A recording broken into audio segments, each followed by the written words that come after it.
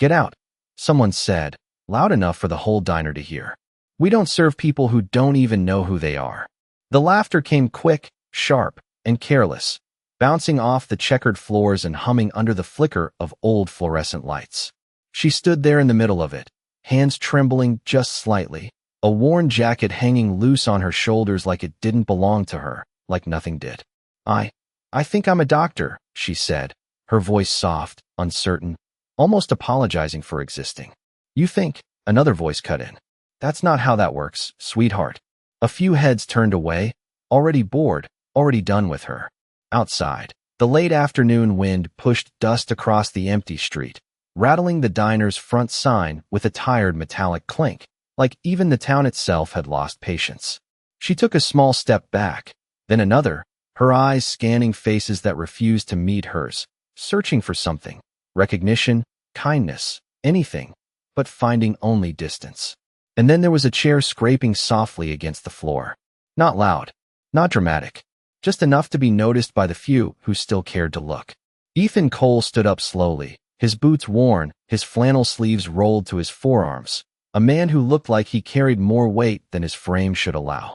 "She can sit with me," he said, calm and even, like he wasn't asking permission, like he wasn't offering a favor, just stating a simple truth. The waitress frowned.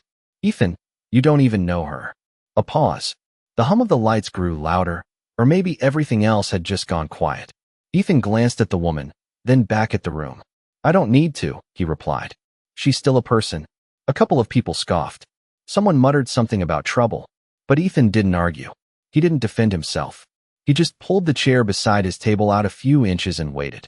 The woman hesitated, her breath catching like she wasn't used to being given a choice. Then slowly, carefully, she walked over and sat down, her hands resting in her lap, like she was afraid they might betray her.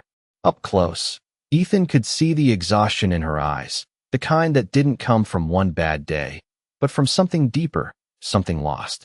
"You hungry?" he asked. She nodded once. "A little." He slid his plate toward her without thinking. "Start with this." She blinked, surprised. "I can't take your food." Ethan gave a small shrug. "You're not taking it. I'm sharing." Outside, the wind eased, just for a moment, and the rattling sign stilled as if the world itself had paused to listen. Around them, the diner returned to its low murmur, but something had shifted, subtle, almost invisible, like the air before a storm changes direction. Ethan leaned back slightly, watching her take a careful bite, her movements slow, uncertain, like she was relearning something simple and human. "Do you remember anything?" he asked. She swallowed, her brow tightening. "Just flashes. Hospitals. Lights. People calling my name, but I can't hear it clearly." A breath. A flicker of something in her eyes. "I think I was important to someone." Ethan didn't respond right away.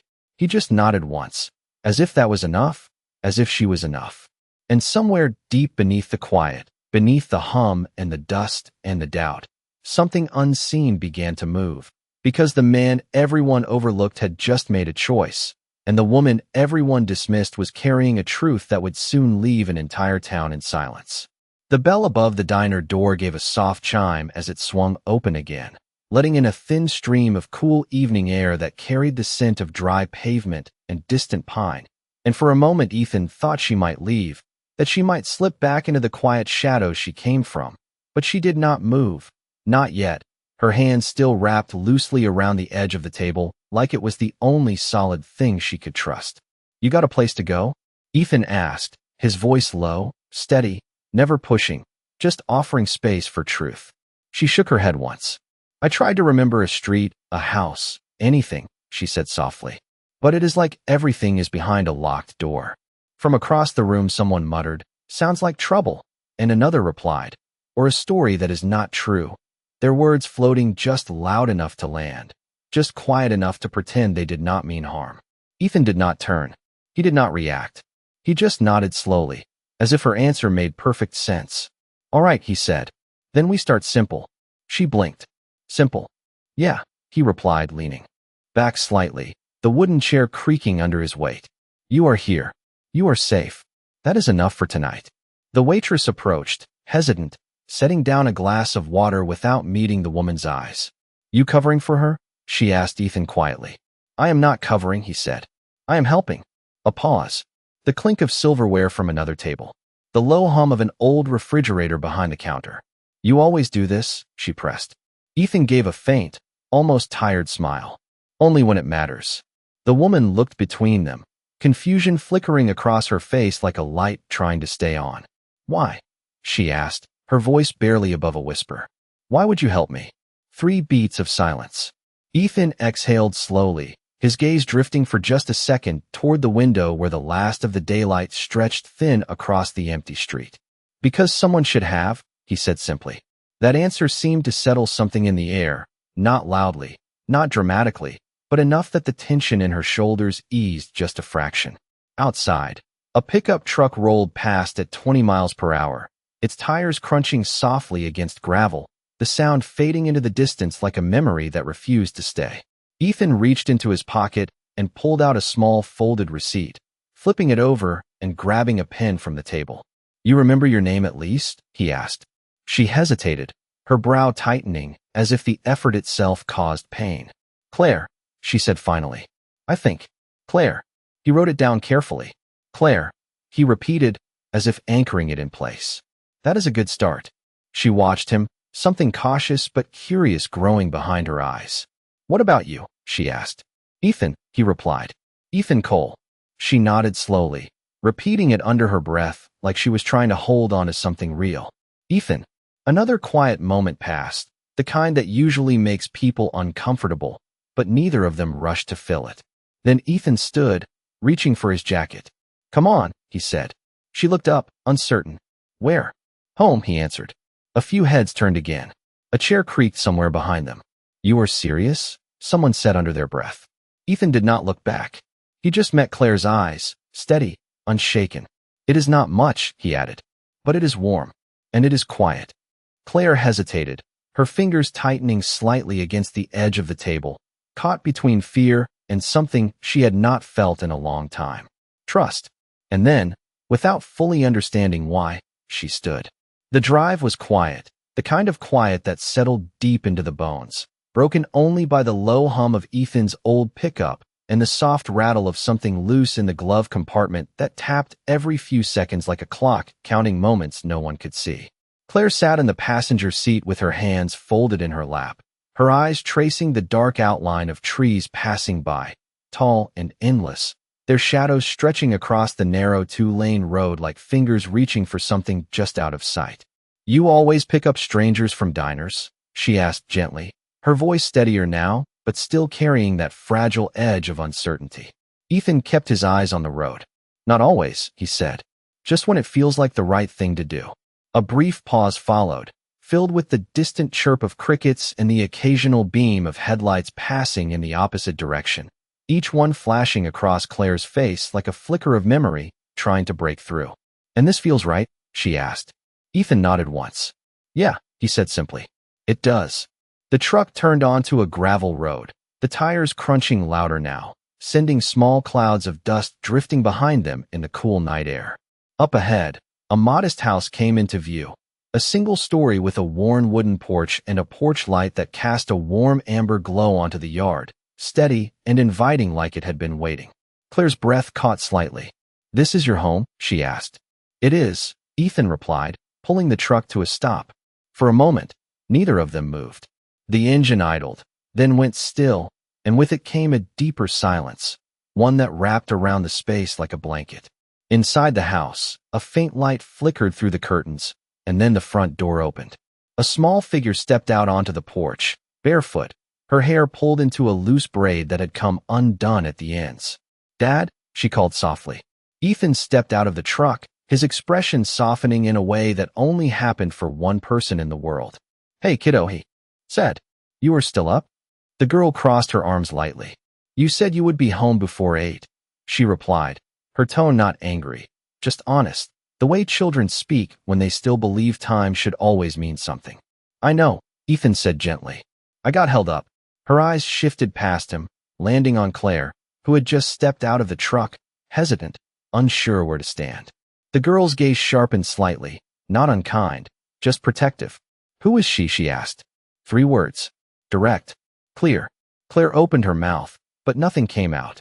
Ethan stepped closer to his daughter, lowering his voice just enough to soften the moment. Her name is Claire, he said. She needs a place to stay for a little while. The girl studied Claire carefully, her small frame still, but her thoughts clearly moving behind her eyes. Do you know her? She asked. Ethan shook his head. Not really. A pause stretched between them, the porch light humming faintly above, the wind brushing gently through the trees like a quiet breath. The girl looked back at Claire, then at her father. Is she safe? She asked. Ethan did not hesitate. Yes. That answer landed differently. Not loud, not dramatic, but certain. The girl nodded once, as if that was enough, then stepped aside, holding the door open. Okay, she said. Claire hesitated at the bottom of the steps, her chest rising and falling slowly as she took in the scene, the warmth of the light, the quiet acceptance, the space she had not asked for but was being given anyway. Ethan glanced back at her. It is not much, he said again, but it is yours tonight. Claire looked at him, something deeper flickering behind her eyes now, something closer to understanding than confusion. And as she stepped onto the porch and crossed the threshold, the door closed softly behind them, sealing in a moment that neither of them yet realized would change everything. The house settled into silence the way only a small home in the countryside could, with soft creaks in the walls, the low hum of an aging refrigerator, and the distant whisper of wind brushing against the windows like a quiet reminder that the world outside never fully sleeps. Claire stood just inside the doorway, unsure whether to move further in, her eyes scanning the room as if she were stepping into something fragile that she did not want to disturb. You can take the couch, Ethan said, setting a folded blanket down gently. It is more comfortable than it looks. She nodded. Thank you. His daughter lingered near the hallway, watching carefully, her small arms wrapped loosely around herself.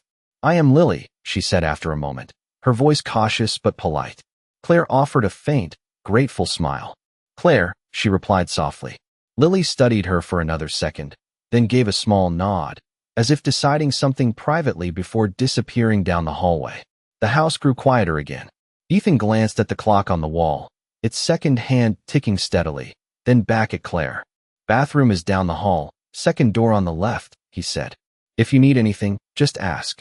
Claire hesitated. Why are you not asking me questions? She said. Ethan paused, considering. Because if you had the answers, you would already be holding them, he replied. And if you do not, asking will not help you find them faster. That seemed to settle something inside her, something tense and guarded that began to loosen just slightly.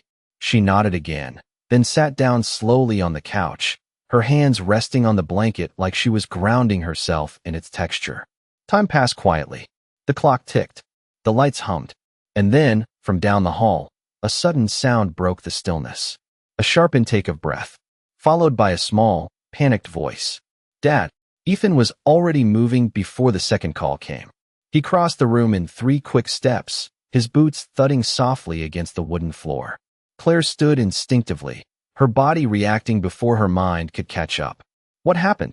Ethan called, pushing open the bedroom door. Lily sat upright on her bed, her face pale, one hand pressed lightly against her chest, her breathing uneven, shallow, uncertain.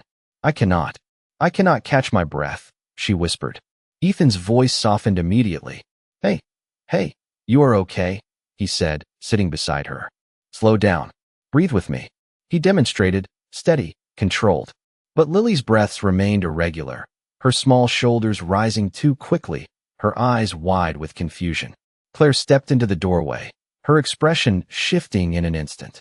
The hesitation was gone, the uncertainty replaced by something precise, something focused. May I? She asked quietly. Ethan looked up, just for a second, then nodded. Claire moved closer, kneeling beside the bed, her voice calm, firm, and clear. Lily, look at me, she said gently. You are safe. I need you to follow my voice, all right? Lily nodded weakly. Good. Claire continued. Inhale slowly through your nose for 4 seconds.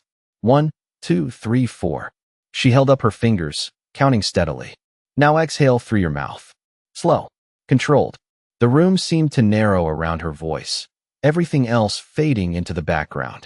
Ethan watched, silent, as Claire guided each breath with quiet precision, her tone unwavering, her presence steady like an anchor in rising water. "Again," she said softly. "You are doing well." Lily's breathing began to slow. Not all at once, not dramatically, but enough to shift the rhythm, enough to bring the moment back under control. The tension in her small frame eased, her shoulders lowering inch by inch. Ethan let out a breath he had not realized he was holding. The clock ticked on. The air stilled. And for the first time since Claire stepped into their home, something undeniable settled into the room. Not just relief, not just calm, but recognition. Because whatever she had lost, whatever name she could not fully remember, her hands had not forgotten. And neither had her purpose. The house did not return to sleep right away. Even after Lily's breathing steadied and her small body relaxed back against the pillow, because something had shifted in the quiet, something deeper than a single moment of fear passing through. Ethan remained seated on the edge of the bed, his hand resting gently on Lily's shoulder, as if he needed to feel the rhythm of her breathing just to be sure it was real. "You are okay?" he said softly. Lily nodded, her eyes already heavy. "She helped," she murmured, glancing toward Claire. Claire gave a small, reassuring smile, but said nothing, her hands now still in her lap, the calm precision from moments ago fading back into uncertainty. Within minutes, Lily drifted off, her breaths even, peaceful, the kind of quiet that parents wait for without realizing it. Ethan stayed a moment longer, then stood carefully and stepped out into the hallway, closing the door halfway behind him. The dim light from the living room stretched across the floor in a thin line, guiding him back. Claire was standing where he left her, as if she had not moved at all. "You did that like you have done it 1,000 times, Ethan said, his voice low, not accusing, not questioning, just observing. Claire looked down at her hands. "It felt familiar," she admitted. "Like I did not have to think. I just knew what to do." 3 seconds of silence followed. The hum of the refrigerator, the soft ticking of the clock, the faint creak of the house settling into the night. "That is not something people guess," Ethan said quietly. Claire shook her head. "I am not guessing," she replied. "It is like pieces of something are still there, but I cannot see the whole picture." She looked up at him then, her eyes searching his face not for answers, but for permission to not have them. Ethan nodded once, slow and understanding. "You do not have to figure it out tonight," he said. Claire exhaled, the tension in her shoulders easing just slightly. "Thank you," she whispered. Ethan turned toward the kitchen, reaching for a glass of water, filling it halfway, and setting it on the counter. He did not drink it. He just stood there, staring at the surface like it might tell him something if he waited long enough. Claire noticed. "You have done that before," she said softly. Ethan glanced back. "Done what?" "Wait like that," she replied. "Like you are hoping something will change if you just stand still long enough." The words landed gently, but they carried weight. Ethan gave a small, humorless breath. "Yeah," he said. "Something like that." He leaned against the counter, arms folding loosely, his gaze drifting somewhere past the walls, past the room, into something older. "There was a night," he began, then paused, as if even starting was heavier than expected. "A long time ago, I made a choice. Just one." The clock ticked once. Twice. Claire did not interrupt. "Two people needed help," Ethan continued. "And I could not be in two places at once." His voice remained steady, but quieter now. "I chose one. And the other." He stopped, the sentence unfinished, but complete in everything it did not say. The air in the room shifted, not louder, not darker, just heavier with something unspoken. Claire watched him carefully, her expression soft but focused, the same quiet awareness she had shown beside Lily's bed. "You think you chose wrong," she said. Not a question, a truth placed gently between them. Ethan looked at her, really looked this time, as if seeing her not just as someone he had helped, but as someone who might understand something he had carried alone for too long. "I know I did," he replied. Another pause, the kind that stretches but does not break. Claire stepped a little closer, her voice calm, certain in a way that surprised even her. "You do not know that," she said. Ethan frowned slightly. "I was there." Claire shook her head. "No," she said softly. "You were inside it. That is not the same as seeing it clearly." The words hung in the air, quiet but firm. And for the first time in years, Ethan did not immediately push them away. He just stood there, listening. Because somewhere between a lost memory and a steady voice, something inside him had begun to shift, even if he was not ready to admit it yet. Morning arrived quietly, not with urgency, but with a slow spill of pale sunlight through the kitchen window, casting long golden lines across the worn wooden table and the floor that creaked softly under the weight of a new day beginning. The house smelled faintly of coffee and toast, simple, steady things that did not ask questions. Claire stood by the sink, her fingers wrapped loosely around a ceramic mug, watching the steam rise as if it might carry something back to her, a memory, a name, a place, but it drifted upward and disappeared just the same. You slept? Ethan's voice came from behind her, calm, measured, as he stepped into the room, already dressed for the day, his boots laced, his routine intact. Claire nodded slightly. Enough, she said.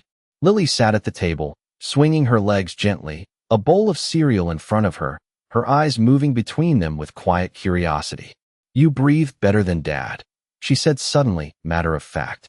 Ethan raised an eyebrow. That's so. Lily shrugged. When I could not breathe, you were worried, she said. She was not. Claire glanced at her, a faint smile forming. Your dad did the right thing, she said softly. He stayed with you. Lily considered that, then nodded as if both things could be true at the same time. Outside, the distant sound of tires on gravel broke the stillness, low at first, then closer, deliberate, not like someone passing through, but someone arriving with purpose. Ethan's expression shifted, just slightly. We expecting anyone? Claire asked. Ethan shook his head once, already moving toward the window. 3 black vehicles rolled slowly up the narrow road, their presence out of place against the quiet simplicity of the land, their engines humming low and controlled. They stopped just short of the house, doors opening in near unison, not rushed, not aggressive, just precise. Claire's fingers tightened around the mug. I do not know why, she said, her voice quieter now, but that feels familiar. Ethan did not respond right away.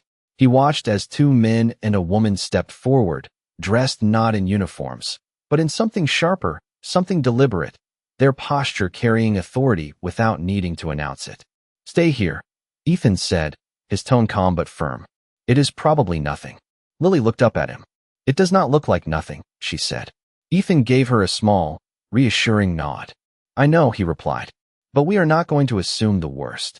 He stepped outside, the screen door closing softly behind him with a light click that seemed louder than it should have been.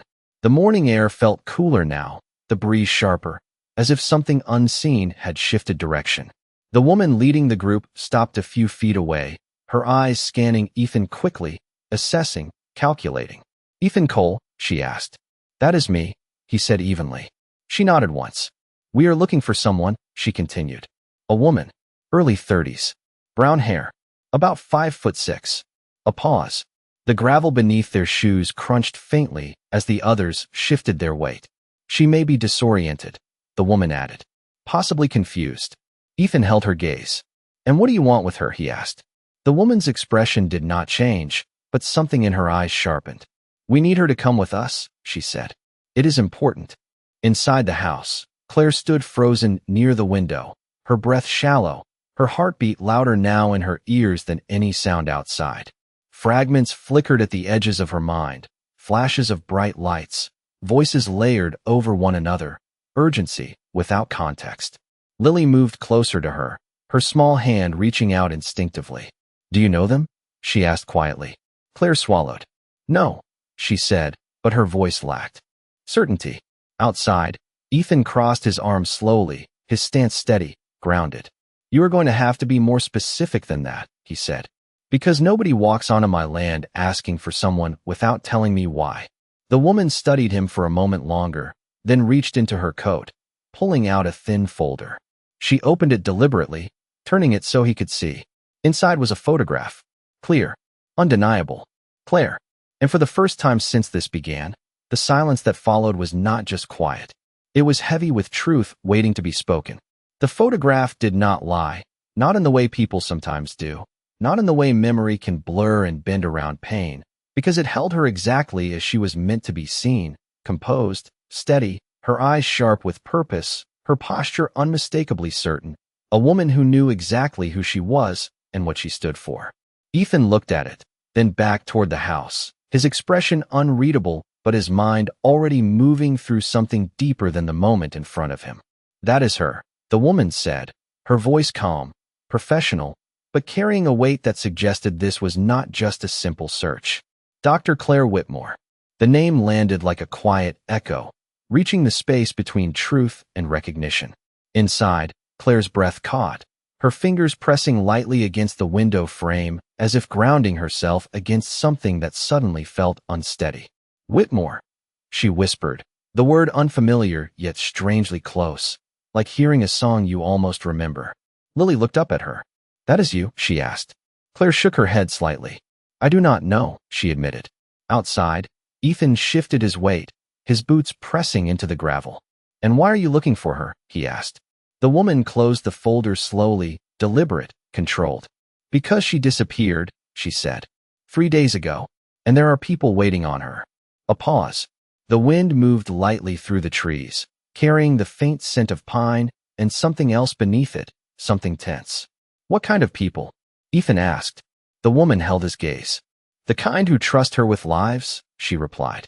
That answer settled into the space between them, heavier than anything said before.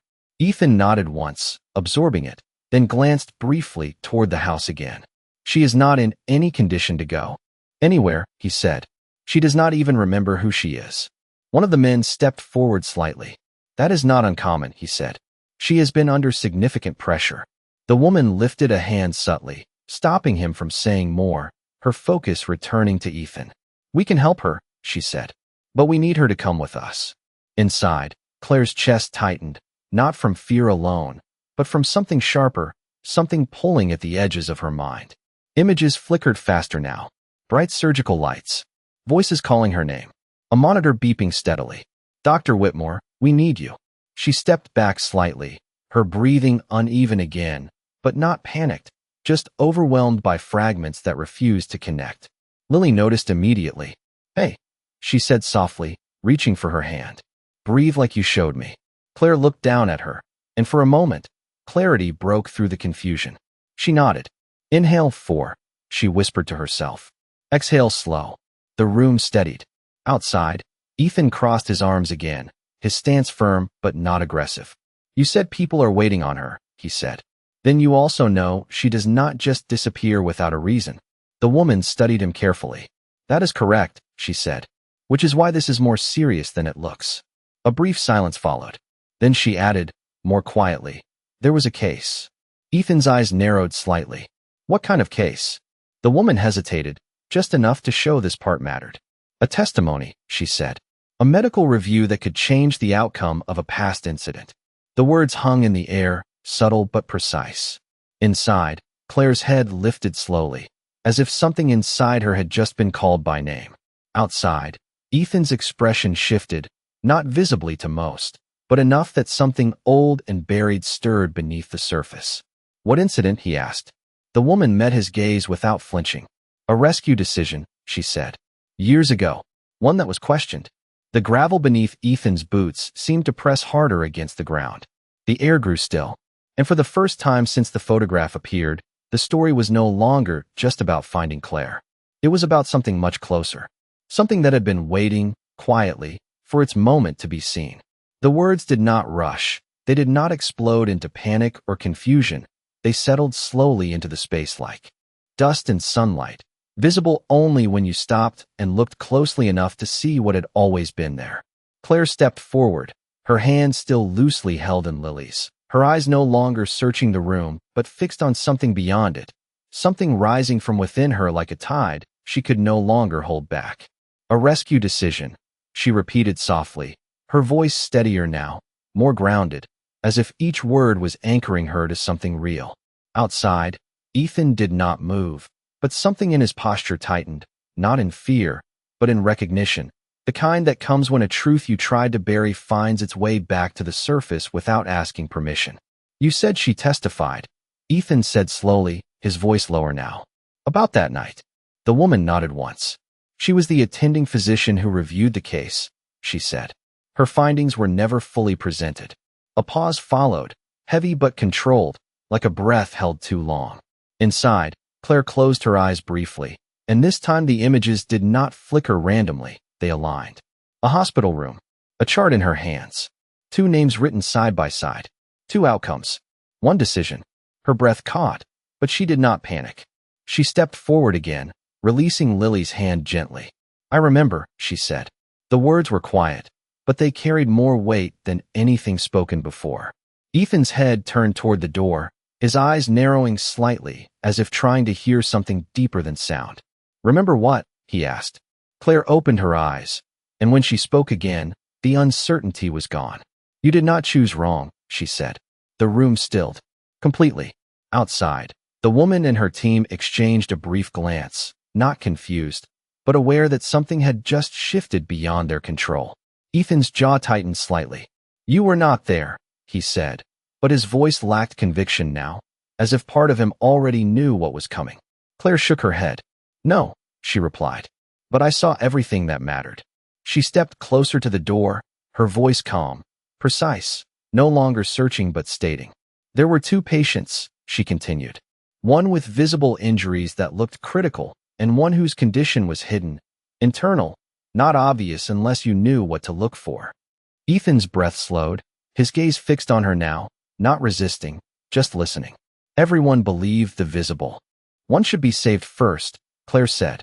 "But you did not follow what looked urgent. You followed what was true." The air seemed to hold itself in place. The faint hum of the refrigerator, the distant rustle of wind. Even the ticking clock felt quieter. The second patient, Claire continued softly, had less time than anyone realized. Minutes, maybe less. "If you had not chosen them first," she stopped, letting the sentence complete itself in silence. Ethan did not speak. He could not. Claire took one final step forward, her voice lowering just slightly, but growing stronger in its certainty. "They lived because of you," she said. The words did not echo. They did not need to. They landed exactly where they were meant to. Outside, the woman closed the folder slowly, her expression no longer just professional, but respectful. Inside, Lily looked between them, not fully understanding the weight of what had just been said, but feeling it all the same. And Ethan stood there, unmoving, as something he had carried for years began to loosen, not all at once, not completely, but enough to let a single truth finally take its place. He had not failed. He had chosen. No one spoke at first, not because there was nothing to say, but because the truth had already filled the space so completely that words would have only made it smaller. Ethan stood there on the gravel, the morning light stretching across the ground at his feet, his shoulders no longer carrying the same invisible weight they had just moments before. He did not move right away. He did not rush to respond. He simply breathed, slow and steady, as if learning how to stand without something pressing him down for the first time in years. Claire remained near the doorway, her posture calm, her eyes no longer searching but settled, as if the pieces of herself had finally found where they belonged. Lily stepped closer to Ethan, her small hand slipping into his without a word, her presence quiet but grounding, like she understood more than she could explain. "You never told me that story like that," she said softly, looking up at him. Ethan glanced down at her, his expression softer now, something warmer behind his eyes. "I did not know how," he admitted. A gentle breeze moved through the yard, lifting a few loose strands of Claire's hair, carrying with it the faint scent of morning earth and something new, something lighter. Outside, the woman stepped forward again, but this time her tone had changed, less urgent, more measured. "Dr. Whitmore," she said, "we still need you. There are people waiting." Claire nodded slowly, acknowledging the weight of that truth, but she did not move immediately. Instead, she looked at Ethan, really looked at him, not as someone she had met by chance, but as someone whose story had become part of her own. "I will go," she said, "but not because I have to." A brief pause followed. "Because I choose to." Ethan nodded once, understanding without needing more. "That sounds right," he said quietly. The woman gestured toward the vehicles, her team already stepping back, giving space instead of taking it. Claire took a step forward, then stopped, turning back one last time. "Ethan," she said. He looked at her. "You carried that night alone for too long," she continued. "You do not have to anymore." He did not respond with words. He simply nodded again, but this time it meant something different, not agreement, not acceptance, but release. Claire smiled faintly, then turned and walked toward the waiting vehicles, her steps steady, certain, her path no longer unclear. The doors closed quietly behind her, one by one, and the engine started, low and controlled, before the vehicles slowly pulled away down the gravel road, leaving behind nothing but the soft settling of dust in the morning air. Ethan stood there a moment longer, watching until they disappeared from view, until the road returned to what it had always been, empty, quiet, ordinary. But something had changed. Not around him. Within him. Lily squeezed his hand gently. "You are not sad," she said, more observation than question. Ethan exhaled slowly, a breath that felt deeper than any he had taken in years. "No," he replied. "I am not." He looked down at her, then back at the house, the porch light still faintly glowing though the sun had already risen. "Come on," he said. "We have a day to start." They turned together, walking back toward the house, the door opening with the same soft creak as before, but the air inside felt different now, lighter, clearer, like something heavy had finally been set down where it belonged. And as the door closed behind them, the world outside continued as it always had, unaware that in one quiet home, without applause, without spectacle, a man had finally found something he did not know he had been waiting for all along. Peace.